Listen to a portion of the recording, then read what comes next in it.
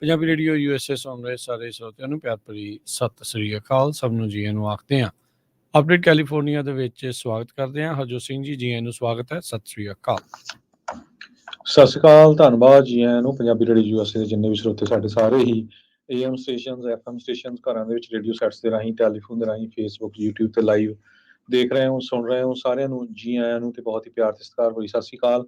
ਸਰੋਤਿਓ, ਅੱਜ ਜਨਵਰੀ ਦੀ 2 ਤਰੀਕ ਆ, ਦਿਨ ਮੰਗਲਵਾਰ ਆ। ਤੁਹਾਡੇ ਲਈ ਸਵੇਰ ਸ਼ਾਮ ਦਾ ਅਪਡੇਟ ਕੈਲੀਫੋਰਨੀਆ ਪ੍ਰੋਗਰਾਮ ਲੈ ਕੇ ਹਾਜ਼ਰ ਹੋਏ ਹਾਂ। ਸਾਡੇ ਅੱਜ ਦੇ ਇਸ ਪ੍ਰੋਗਰਾਮ ਨੂੰ ਤੁਹਾਡੇ ਸਾਰਿਆਂ ਤੱਕ ਪਹੁੰਚਾਉਣ 'ਚ ਸਹਿਯੋਗ ਕਰਦੇ ਨੇ ਖਾਲਸਾ ਇੰਸ਼ੋਰੈਂਸ ਏਜੰਸੀ, ਜਿਨ੍ਹਾਂ ਦੇ ਕੋਲੋਂ ਹਰ ਇੱਕ ਤਰੀਕੇ ਦੀ ਇੰਸ਼ੋਰੈਂਸ ਕਰਵਾ ਸਕਦੇ ਹੋ। ਇੰਸ਼ੋਰੈਂਸ ਬਾਰੇ ਪਤਾ ਕਰਨ ਲਈ ਕਾਲ ਕਰ ਸਕਦੇ ਹੋ 408-272-2500 ਦੇ ਉੱਤੇ। ਢੇਰਕੀਆਣਾ immigration law firm, US immigration ਦਾ ਹੋਵੇ ਕਿਸੇ ਵੀ ਤਰੀਕੇ ਦਾ ਕੰਮ, ਕਾਲ ਅਟਰਨੀ ਜੇ ਢੇਰਕੀਆਣਾ 415-909-0503। Amarjit Singh Fresno, Gurbachan Singh Nagra Sacramento, Pritpal Singh Sidhu Fresno, Harinder ਪੀਨ San Jose, Manjit Singh Fremont, Sarabjit Singh Kulwinder Kaur Dhoot, Surjit Chahal Yuba City, Gurdev Singh Sohal Antelope, Sarabjit Singh Elko Nevada, Manjit Singh AB truck driving school San Jose. ਇਹਨਾਂ ਸਾਰਿਆਂ ਦਾ ਧੰਨਵਾਦ। ਜੇ ਤੁਸੀਂ ਵੀ ਇਸ ਪ੍ਰੋਗਰਾਮ ਨੂੰ ਸਪਾਂਸਰ ਕਰਨਾ ਚਾਹੁੰਦੇ ਹੋ, ਸੰਪਰਕ ਕਰ ਸਕਦੇ ਹੋ 408-722-7698 ਦੇ ਉੱਤੇ। ਜੀ ਅੱਜ ਦੀਆਂ ਖਬਰਾਂ ਵੱਲ ਆਈਏ ਤੇ ਕੈਲੀਫੋਰਨੀਆ ਦੇ ਵਿੱਚ ਕਹਿੰਦੇ ਵੀ ਜਿਹੜਾ ਸਨੋ ਪੈਕ ਆ ਹਜੇ ਵੀ 25% ਪਿੱਛੇ ਹੈਗਾ, ਲੈ ਕਰਦਾ ਆ।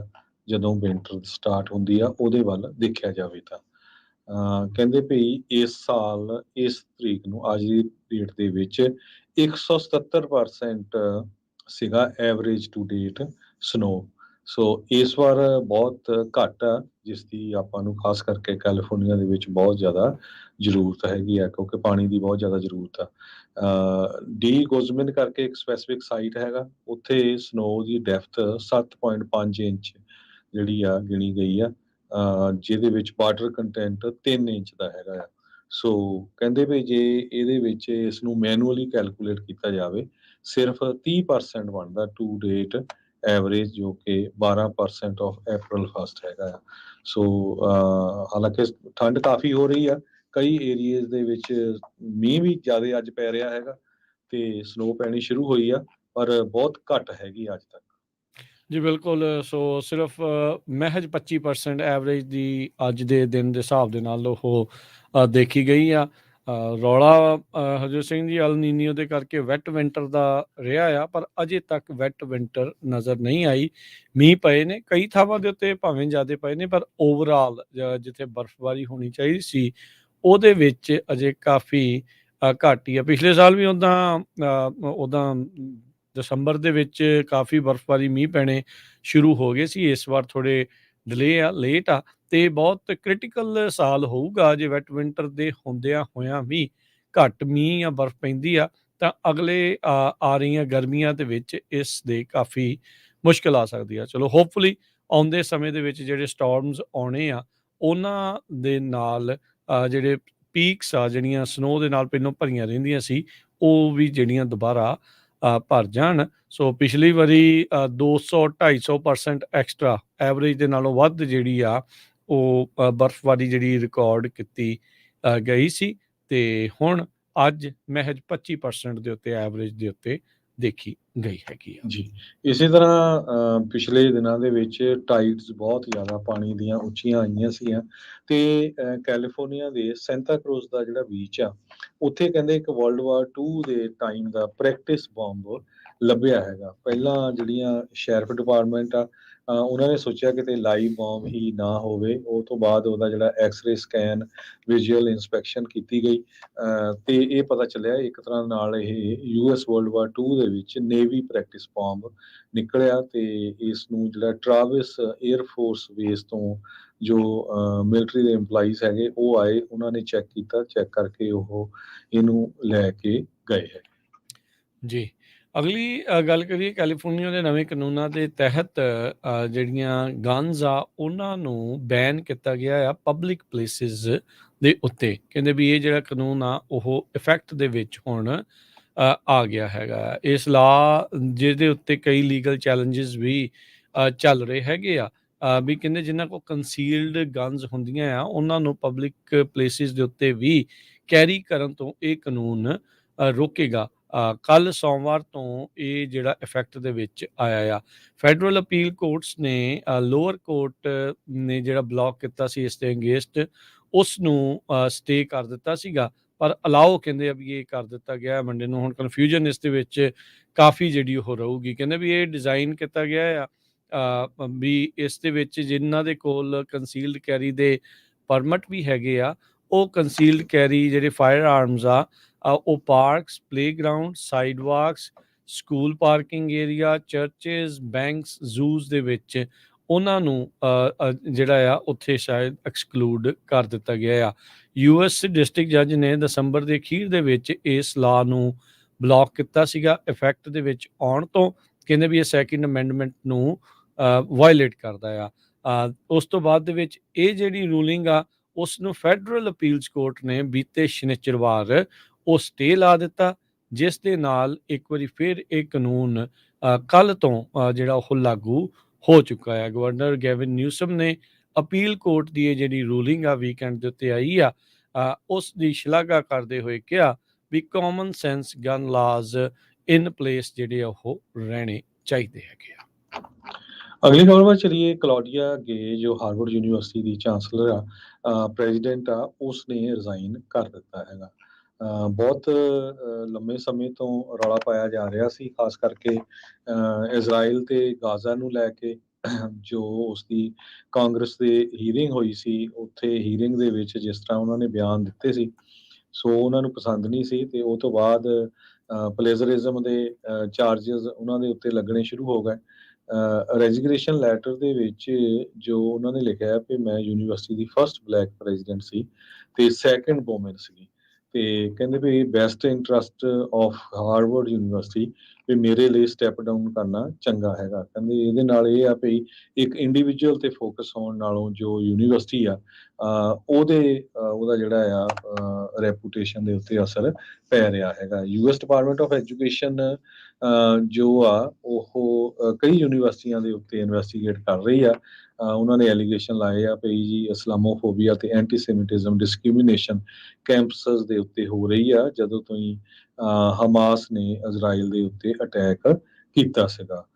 ਮੰਗਲਵਾਰ ਨੂੰ ਅੱਜ ਹਾਰਵਰਡ ਕਾਰਪੋਰੇਸ਼ਨ ਜਿਹੜੀ ਟੌਪ ਗਵਰਨਿੰਗ ਬੋਡੀ ਹੈਗੀ ਆ, ਉਹਨਾਂ ਨੇ ਕਿਹਾ ਵੀ ਅਸੀਂ ਉਸ ਦਾ ਰੈਜ਼ੀਗਨੇਸ਼ਨ ਐਕਸੈਪਟ ਕਰ ਲਿਆ ਹੈਗਾ।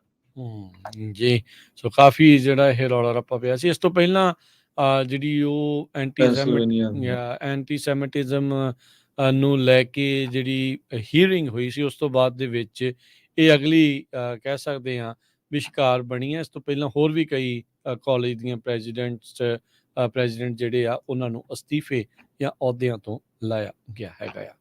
ਅਗਲੀ ਹਰਜੋਤ ਸਿੰਘ ਜੀ ਗੱਲ ਕਰਦੇ ਜਾਈਏ, ਸਾਈਬਰ ਕਿਡਨੈਪਿੰਗ ਇਹ ਹੁਣ ਨਵੀਂ ਤਰ੍ਹਾਂ ਦੀ ਇੱਕ ਚੀਜ਼ ਸਾਹਮਣੇ ਆਈ ਆ।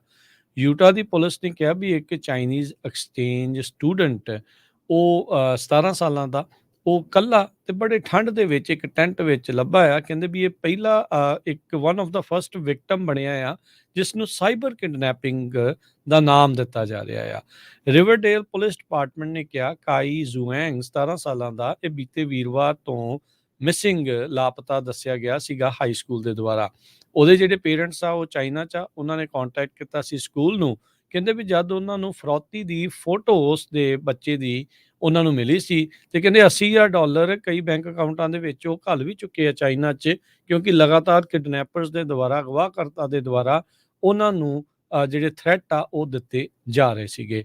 ਪੁਲਿਸ ਨੇ ਉਸ ਨੂੰ ਪਰਸੋਂ ਐਤਵਾਰ ਨੂੰ ਜੀਵਤ ਲੱਭਾ। ਕਹਿੰਦਾ ਵੀ ਬੜਾ ਠੰਡ ਦੇ ਵਿੱਚ ਸੀਗਾ ਤੇ ਡਰਿਆ ਪਿਆ ਹੋਇਆ ਸੀ। ਇੱਕ ਮੇਕ ਸ਼ਿਫਟ ਕੈਂਪ ਸਾਈਟ ਸੀਗੀ ਬਰਗਹਮ ਸਿਟੀ ਦੇ ਵਿੱਚ। ਉੱਥੇ ਕਹਿੰਦੇ ਵੀ ਜ਼ੁਆਨ ਦੇ ਬੈਂਕ ਤੇ ਫੋਨ ਰੈਕਰਡਸ ਨੂੰ ਜਿਹੜਾ ਬਾਅਦ ਦੇ ਵਿੱਚ ਉਹਨਾਂ ਨੇ ਨਿਰੀਖਣ ਕੀਤਾ ਤੇ ਕਹਿੰਦੇ ਵੀ ਜਿਹੜੇ ਸਾਈਬਰ ਕਿਡਨੈਪਰਸ ਆ ਉਹਨਾਂ ਨੇ ਇਹਨੂੰ ਫੋਨ ਦੇ ਜ਼ਰੀਏ ਡਾਇਰੈਕਸ਼ਨ ਦਿੰਦੇ ਰਹੇ ਵੀ ਤੂੰ ਭਾਈ ਇੱਥੇ ਜਾਣਾ ਆ ਤੇ ਆਪਣੇ ਆਪ ਨੂੰ ਆਈਸੋਲੇਟ ਇਕੱਲੇ ਕਰਕੇ ਜਿਹੜਾ ਆ ਉਹ ਰੱਖ ਲਾ। ਸੋ ਕਹਿੰਦੇ ਵੀ ਕੋਈ ਹੀਟ ਸੋਰਸ ਨਹੀਂ ਸੀ ਟੈਂਟ ਦੇ ਵਿੱਚ, ਉਹ ਇਕੱਲਾ ਸੀਗਾ, ਇਕੱਲਾ ਹੀਟ ਬਲੈਂਕਟ ਤੇ ਸਲੀਪਿੰਗ ਬੈਗ ਦੇ ਨਾਲ ਉੱਥੇ ਪਹੁੰਚਿਆ ਹੋਇਆ ਸੀਗਾ। ਸੋ ਇਹ ਸਾਈਬਰ ਕਿਡਨੈਪਿੰਗ ਹੋਈ ਆ ਜਿੱਥੇ ਇੱਕ ਹਿਸਾਬ ਦੇ ਨਾਲ ਬੱਚੇ ਨੂੰ ਡਰਾ ਕੇ ਧਮਕਾ ਕੇ ਆਨਲਾਈਨ ਹੀ ਖੁਦ ਆਪਣੇ ਆਪ ਨੂੰ ਲਾਪਤਾ ਜਿਹੜਾ ਆ ਉਹ ਕਰਵਾ ਦਿੱਤਾ ਗਿਆ ਹੈ। ਭਾਈ ਆਪਣੇ ਨਿਆਣਿਆਂ ਨੂੰ ਵੀ ਜਿਹੜਾ ਇਹ ਸਾਰੀਆਂ ਚੀਜ਼ਾਂ ਤੋਂ ਅਗਾਹ ਕਰੋ ਵੀ ਕੋਈ ਪਤਾ ਨਹੀਂ ਕੀ ਸੱਚ ਆ ਕੀ ਝੂਠ ਆ ਕੀ ਕਰ ਰਹੇ ਆ। ਇਹ ਕੋਈ ਨਵੇਂ ਤਰ੍ਹਾਂ ਦੀ ਜਿਹੜੀ ਇੱਕ ਚੀਜ਼ ਆ ਉਹ ਹੁਣ ਪੁਲਿਸ ਨੇ ਯੂਟਾ ਪੁਲਿਸ ਨੇ ਜਿਹੜੀ ਉਹ ਸਾਹਮਣੇ ਲੈ ਕੇ ਆਂਦੀ ਆ। ਸੋ ਸਾਰਿਆਂ ਨੂੰ ਕਾਫੀ ਇਹੋ ਜਿਹੀ ਚੀਜ਼ਾਂ ਦੇ ਪ੍ਰਤੀ ਸੁਚੇਤ ਰਹਿਣ ਦੀ ਜ਼ਰੂਰਤ ਆ। ਰਿਵਰਡੇਲ ਪੁਲਿਸ ਕਹਿੰਦੀ ਵੀ ਅਸੀਂ FBI US ਐਮਬੈਸੀ ਜਿਹੜੀ ਚਾਈਨਾ 'ਚ ਆ ਤੇ ਜਿਹੜੇ ਚੀਨੀ ਅਧਿਕਾਰੀ ਆ ਉਹਨਾਂ ਦੇ ਨਾਲ ਮਿਲ ਕੇ ਇਸ ਨੂੰ ਲੱਭਣ ਦੀ ਜਿਹੜੀ ਉਹ ਕੋਸ਼ਿਸ਼ ਕੀਤੀ ਆ। FBI ਨੇ ਕਿਹਾ ਵੀ ਇਸ ਤੋਂ ਪਹਿਲਾਂ ਵੀ ਕਈ ਜਿਹੜੇ ਫੋਰਨ ਐਕਸਚੇਂਜ ਸਟੂਡੈਂਟ ਖਾਸ ਕਰਕੇ ਜਿਹੜੇ ਚਾਈਨੀਜ਼ ਮੂਲ ਦੇ ਆ ਉਹਨਾਂ ਨੂੰ ਇਸੇ ਤਰੀਕੇ ਦੀ ਜਿਹੜੀ ਸਾਈਬਰ ਕਿਡਨੈਪਿੰਗ ਸਕੈਮ ਦੇ ਵਿੱਚ ਫਸਾਇਆ ਗਿਆ ਹੈਗਾ ਆ। ਸੋ ਭਾਈ ਸੁਚੇਤ ਰਹੋ। ਜੀ। ਅਗਲੀ ਖਬਰ ਵੱਲ ਚਲੀਏ ਤਾਂ 1.2 ਮਿਲੀਅਨ ਡਾਲਰ ਦੀ ਜੋ ਪਾਵਰਵਾਲ ਟਿਕਟ ਆ ਉਹ ਸਦਰਨ ਕੈਲੀਫੋਰਨੀਆ ਦੇ ਵਿੱਚ ਸੋਲਡ ਹੋਈ ਹੈਗੀ ਆ, ਜਿਹਦੇ ਜਿਹੜੇ ਸਾਰੇ ਨੰਬਰ ਮਿਲ ਗਏ ਹੈਗੇ ਆ। ਜੈਕਪਾਟ ਵਿਨਿੰਗ ਜੋ ਐਸਟੀਮੇਟਡ ਵਰਥ 842.4 ਮਿਲੀਅਨ ਡਾਲਰ ਦਾ ਸੀ, ਉਹ ਮਿਸ਼ੀਗਨ ਦੇ ਵਿੱਚ ਸੋਲਡ ਹੋਇਆ ਹੈਗਾ। ਸਦਰਨ ਕੈਲੀਫੋਰਨੀਆ ਦੇ ਵਿੱਚ ਪਿਛਲੇ ਮਹੀਨਿਆਂ 'ਚ ਕਾਫੀ ਮਿਲੀਅਨ ਡਾਲਰ ਪਲੱਸ ਦੀਆਂ ਜਿਹੜੀਆਂ ਲਾਟੋਜ਼ ਆ ਉਹ ਨਿਕਲੀਆਂ ਹੈਗੀਆਂ। ਦਸੰਬਰ ਮਹੀਨੇ ਦੇ ਵਿੱਚ 23 ਮਿਲੀਅਨ ਡਾਲਰ ਦੀ ਸੁਪਰ ਲਾਟੋ ਪਲੱਸ ਟਿਕਟ ਨਾਰਥ ਰਿਜ ਦੇ ਵਿੱਚ ਸੈੱਲ ਹੋਈ ਸੀ। ਜੀ। ਸੈਨੇਟਰ ਬੌਬ ਮੈਨੈਂਡਸ ਉਹਨਾਂ ਦੇ ਖਿਲਾਫ ਇੱਕ ਸੁਪਰਸੀਡਿੰਗ ਨਵੀਂ ਜਿਹੜੀ ਫੈਡਰਲ ਇੰਡਾਈਟਮੈਂਟ ਆ ਉਹ ਲਗਾ ਦਿੱਤੀ ਗਈ ਹੈ। ਇੱਕ ਉਸ ਦੇ ਨਾਲ ਜਿਹੜੇ ਦੋਸ਼ ਲੱਗੇ ਆ ਕਹਿੰਦੇ ਵੀ ਇਸ ਵਾਰ ਕਤਰ ਦੀ ਸਰਕਾਰ ਦੇ ਲਈ ਜਿਹੜੀ ਬ੍ਰਾਈਬਸ ਆ ਰਿਸ਼ਵਤ ਆ ਉਸ ਦੇ ਨਾਲ ਸੰਬੰਧਿਤ ਜਿਹੜੀ ਉਹ ਦੱਸੀ ਗਈ ਹੈਗੀ ਆ। ਵੀ ਕਹਿੰਦੇ ਵੀ ਕਤਰ ਦੀ ਸਰਕਾਰ ਨੂੰ ਇਹਨਾਂ ਨੇ ਉਸ ਮਨੀ ਦੇ ਬਦਲੇ ਜਿਹੜੇ ਆ ਹੈਲਪ ਮਦਦ ਜਿਹੜੀ ਉਹ ਕੀਤੀ ਆ। Already bribery conspiring to act as foreign agent Egypt ਦੇ ਬਿਹਾਫ ਤੋਂ ਮਿਸਰ ਦੇ ਲਈ ਤੇ ਉਸ ਦੇ ਜਿਹੜੇ ਦੋਸ਼ਾਂ ਦਾ ਇਹ ਸਾਹਮਣਾ ਕਰ ਰਹੇ ਆ ਜਿਨ੍ਹਾਂ ਨੂੰ ਇਹਨਾਂ ਨੇ ਸਿਰੇ ਤੋਂ ਜਿਹੜਾ ਉਹ ਨਕਾਰਿਆ ਹੈਗਾ। ਸੈਨੇਟਰ ਦੇ ਲਾਇਰ ਐਡਮ ਫੀ ਨੇ ਸਟੇਟਮੈਂਟ ਜਾਰੀ ਕਰਦੇ ਹੋਏ ਕਿਹਾ ਵੀ ਸਰਕਾਰ ਦੇ ਦੁਆਰਾ ਲਗਾਈ ਗਈ ਜਿਹੜੀ ਨਵੀਂ ਐਲੀਗੇਸ਼ਨ ਆ ਇਹ ਇਹਨਾਂ ਦੀ ਡੈਸਪਰੇਸ਼ਨ ਸ਼ੋ ਕਰਦੀ ਆ। ਮਨੈਂਡਸ ਉਹਨਾਂ ਦੇ ਘਰੋਂ ਕਈ ਤਰੀਕੇ ਦੀਆਂ ਜਿਹੜੀਆਂ ਚੀਜ਼ਾਂ ਆ ਉਹ ਲੱਭੀਆਂ ਸੀ, ਸੋਨਾ ਵੀ ਜਿਹੜਾ ਉਹ ਲੱਭਾ ਸੀ ਤੇ ਕਈ ਜਿਹੜੇ ਹਜ਼ਾਰਾਂ ਤੋਂ ਲੱਖਾਂ ਡਾਲਰ ਦੀ ਰਿਸ਼ਵਤ ਦਾ ਜਿਹੜਾ ਮਾਮਲਾ ਆ ਇਹਨਾਂ ਦੇ ਨਾਲ ਜੋੜ ਕੇ ਜਿਹੜਾ ਹੁਣ ਦੇਖਿਆ ਜਾ ਰਿਹਾ ਸੀਗਾ। ਸੋ ਕਹਿੰਦੇ ਵੀ ਇਹ ਜਿਹੜੀ ਹੁਣ ਸੁਪਰਸੀਡਿੰਗ ਇੰਡਾਈਟਮੈਂਟ ਆਈ ਆ ਇਹ ਇੱਕ ਹੋਰ ਅਲੈਜਡ ਬ੍ਰੈਬਰੀ ਸਕੀਮ ਆ, ਇਸ ਵਾਰ ਕਤਰ ਦੀ ਸਰਕਾਰ ਦੇ ਨਾਲ ਜੋੜ ਕੇ ਦੇਖੀ ਜਾ ਰਹੀ ਆ। ਬੌਬ ਮੈਨੈਂਡਸ ਬੜੀ ਅਹਿਮ ਫੋਰਨ ਰਿਲੇਸ਼ਨ ਕਮੇਟੀ ਦੀ ਜਿਹੜੀ ਹੈਗੀ ਆ ਕਮੇਟੀ ਦੇ ਉੱਤੇ ਜਿਹੜਾ ਉਹ ਬੈਠਦੇ ਨੇ ਜਿੱਥੇ ਸਿੱਧਾ ਹੀ ਜਿਹੜਾ ਇਹਨਾਂ ਦਾ ਵਾਹ ਵਾਸਤਾ ਤਾਲੁਕਾਤ ਜਿਹੜੇ ਫੋਰਨ ਇੰਟਰਨੈਸ਼ਨਲ ਸਰਕਾਰਾਂ ਦੇ ਨਾਲ ਪੈਂਦਾ ਆ। ਜੀ। ਅਗਲੀ ਖਬਰ ਵੱਲ ਚਲੀਏ। ਕੋਵਿਡ ਕੈਲੀਫੋਰਨੀਆ ਦੇ ਵਿੱਚ ਬਹੁਤ ਤੇਜ਼ੀ ਦੇ ਨਾਲ ਫੈਲ ਰਿਹਾ ਹੈ। ਕਹਿੰਦੇ ਸਿਚੁਏਸ਼ਨ ਇਹ ਬਣੀ ਹੋਈ ਆ ਵੀ ਲੱਗਦਾ ਆ ਵੀ ਹਰ ਇੱਕ ਬੰਦਾ ਹੈ ਕੈਲੀਫੋਰਨੀਆ ਵਿੱਚ ਕਿਸੇ ਨਾ ਕਿਸੇ ਫਲੂ ਦਾ ਸ਼ਿਕਾਰ ਹੈਗਾ ਆ। ਕੈਲੀਫੋਰਨੀਆ ਹਾਰਡ ਹਿੱਟ ਹੋਇਆ ਡਬਲ ਇਨਫੈਕਸ਼ਨ ਦੇ ਨਾਲ। ਹਸਪਤਾਲਾਂ ਦੇ ਵਿੱਚ ਲੋਕ ਫਿਰ ਕਾਫੀ ਵੱਡੀ ਗਿਣਤੀ ਦੇ ਵਿੱਚ ਜਾਣੇ ਸ਼ੁਰੂ ਹੋ ਗਏ ਆ। ਉਸ ਤਰ੍ਹਾਂ ਤਾਂ ਨਹੀਂ ਜਿਸ ਟਾਈਮ ਤੇ ਉੱਤੇ ਕੋਵਿਡ-19 ਸੀ, ਪਰ ਸਟਿਲ ਹਸਪੀਟਲਸ ਦੇ ਵਿੱਚ ਲੋਕਾਂ ਦੀ ਜਿਹੜੀ ਆ ਭਰਤੀ ਉਹ ਜ਼ਿਆਦਾ ਹੋਣੀ ਸ਼ੁਰੂ ਹੋ ਗਈ ਆ। ਕਹਿੰਦੇ ਵੀ ਰੈਸਪੀਰੇਟਰੀ ਵਾਇਰਸ ਦਾ ਸੀਜ਼ਨ ਆ ਤੇ ਧੜਾ-ਧੜ ਫੈਲ ਰਿਹਾ, ਬੱਚਿਆਂ ਦੇ ਵਿੱਚ ਵੀ ਫੈਲ ਰਿਹਾ ਹੈਗਾ। ਸੋ ਸਾਰਿਆਂ ਨੂੰ ਇਸ ਤੋਂ ਬਚਣਾ ਚਾਹੀਦਾ ਆ। ਜੇ ਤੁਸੀਂ ਕਿਸੇ ਨੇ ਟੀਕਾ ਲਵਾਉਣਾ ਆ ਉਹ ਵੀ ਜਿਹੜੇ ਫਲੂ ਸ਼ਾਟ ਆ ਉਹ ਲਵਾ ਲੈਣੇ ਚਾਹੀਦੇ ਹੈਗੇ ਆ।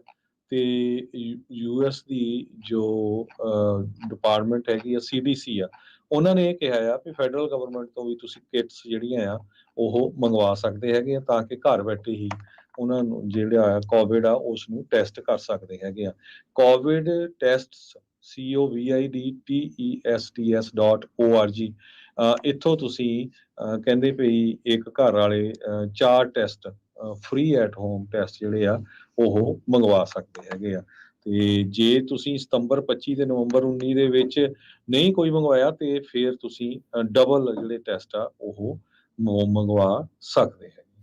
ਜੀ ਬਿਲਕੁਲ। ਕਈ ਆਈ ਥਿੰਕ LA ਕਾਊਂਟੀ ਦੇ ਅਧਿਕਾਰੀਆਂ ਨੇ ਹਸਪਤਾਲਾਂ ਦੇ ਵਿੱਚ ਇੱਕ ਵਾਰੀ ਫਿਰ ਜਿਹੜੀ ਮਾਸਕ ਲਾਉਣ ਨੂੰ ਲੈ ਕੇ ਜਿਹੜੀ ਕਿਹਾ ਹੈ ਵੀ ਤੁਸੀਂ ਲਾ ਕੇ ਆਓ ਤਾਂ ਜਿਹੜੀ ਉਹ ਚੰਗੀ ਗੱਲ ਹੈਗੀ ਆ। ਸੋ ਉਹਨਾਂ ਨੇ ਸਰਕਾਰ ਦੇ ਦੁਆਰਾ ਅਧਿਕਾਰੀਆਂ ਦੇ ਦੁਆਰਾ ਇਹ ਐਲਾਨ ਉੱਥੇ ਕੀਤਾ ਹੈਗਾ ਆ। ਕਾਫੀ ਜ਼ਿਆਦਾ ਬਿਮਾਰੀ ਹੈ ਇਸ ਟਾਈਮ, ਫਲੂ, ਰੇਸ਼ਾ, ਹੋਰ ਕਈ ਕੁਛ ਜਿਹੜਾ ਉਹ ਚੱਲ ਰਿਹਾ ਆ। ਬਾਕੀ ਭਾਈ ਆਪੋ ਆਪਣੇ ਇਮਿਊਨ ਸਿਸਟਮ ਨੂੰ ਸਟਰੋਂਗ ਕਰਨ ਵੱਲ ਵੀ ਜਿਹੜੀਆਂ ਕੋਸ਼ਿਸ਼ਾਂ ਜ਼ਰੂਰ ਕਰਨੀਆਂ ਚਾਹੀਦੀਆਂ ਨੇ। ਅਗਲੀ ਜਿਹੜੀ ਹਰਜੋਤ ਸਿੰਘ ਦੀ ਖਬਰ ਉਸ ਉੱਤੇ ਨਜ਼ਰ ਮਾਰਦੇ ਜਾਈਏ ਤਾਂ ਸੈਕਰਾਮੈਂਟੋ ਦੇ ਨਜ਼ਦੀਕ ਜਿਹੜਾ ਪਲੇਸਰ ਕਾਊਂਟੀ ਦੇ ਵਿੱਚ ਕਹਿੰਦੇ ਵੀ 2 ਮੋਬਾਈਲ ਹੋਮ ਪਾਰਕ ਦੇ ਵਿੱਚ 2 ਟ੍ਰੇਲਰਸ ਆ ਉਹ ਡਿਸਟਰੋਏ ਹੋ ਗਏ ਆ ਅੱਗ ਦੇ ਵਿੱਚ। ਅੱਗ ਲੱਗਣ ਦੀ ਜਾਂਚ ਜਿਹੜੀ ਉਹ ਚੱਲ ਰਹੀ ਆ। ਤਕਰੀਬਨ ਤੜਕੇ ਸਵੇਰੇ 2:30 ਵਜੇ ਟੇਲਰ ਰੋਡ ਦੇ ਉੱਤੇ ਜਿਹੜਾ ਪਲੇਸਰ ਕਾਊਂਟੀ 'ਚ ਪੈਂਦਾ ਟ੍ਰੇਲਰ ਪਾਰਕ ਆ ਉੱਥੇ ਇਹ ਅੱਗ ਲੱਗੀ ਆ। ਕਹਿੰਦੇ ਜਦ ਤੱਕ ਫਾਇਰ ਕਰੂ ਪਹੁੰਚੇ ਉਦੋਂ ਤੱਕ ਇਹ ਦੋਨੋਂ ਹੀ ਟ੍ਰੇਲਰ ਪੂਰੀ ਤਰ੍ਹਾਂ ਜਿਹੜੇ ਉਹ ਝੁਲਸ ਚੁੱਕੇ ਸੀਗੇ। ਖੁਸ਼ਕਿਸਮਤੀ ਦੇ ਨਾਲ ਜਿਹੜੇ ਅੰਦਰ ਸੀਗੇ ਉਹਨਾਂ ਨੂੰ ਬਾਹਰ ਨਿਕਲਣ ਦਾ ਮੌਕਾ ਮਿਲ ਗਿਆ ਤੇ ਕਿਸੇ ਨੂੰ ਸੱਟ ਚੋਟ ਨਹੀਂ ਲੱਗੀ। ਜੀ, ਅਗਲੀ ਖਬਰ ਵੱਲ ਚਲੀਏ ਤੇ USA ਦੇ ਵਿੱਚ ਸਿਰ ਦੇ ਉੱਤੇ USA ਦੇ ਜਿਹੜਾ ਕਰਜ਼ਾ ਆ ਉਹ 34 ਟ੍ਰਿਲੀਅਨ ਡਾਲਰ ਦਾ ਹੋ ਗਿਆ ਆ।